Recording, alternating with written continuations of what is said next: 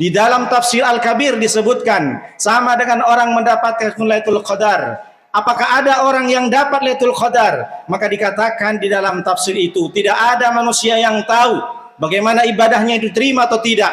Oleh karenanya sering kita baca doa setelah sholat. Rabbana taqabbal minna salatana wa siyamana wa ruku'ana wa qu'udana wa sujudana wa tadarru'ana wa takhusyu'ana wa ta'abbudana wa tammim taqsirana. Kita selalu berdoa kepada Allah, ya Allah, terimalah salat kami, rukuk kami, sujud kami, duduk kami. Penderitaan yang apa yang dialami oleh manusia ketika berdoa, semoga diterima doa-doa kami, ya Allah. Bagaimana penghambaan kami, bagaimana kami menghinakan diri ketika sujud di hadapan ya Allah, dan bahkan kita di ujung kita berdoa, sempurnakan kekurangan-kekurangan kami ya Allah. Ini bukti bahwa bahkan Nabi Muhammad pun tidak tahu apakah sholat yang kita kerjakan diterima atau tidak.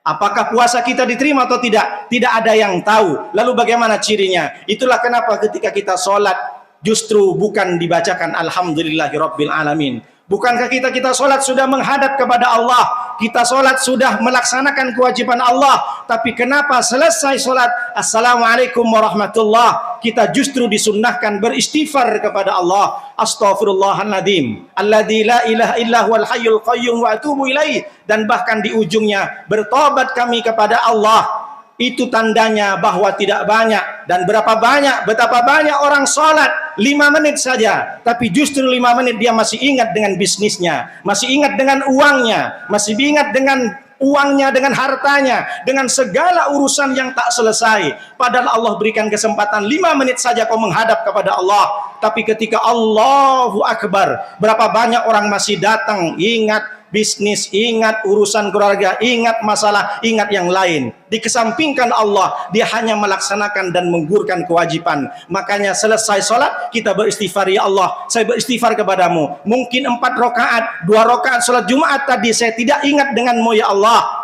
Saya cuma membaca saja at-tahiyatul mubarakat, tapi hati saya kemana-mana. Bahkan dari sini kita sudah tahu, tidak ada orang yang tahu bahwa sholat diterima. Lalu bagaimana cirinya? Ciri yang pertama adalah dia bisa ada perubahan yang meningkat.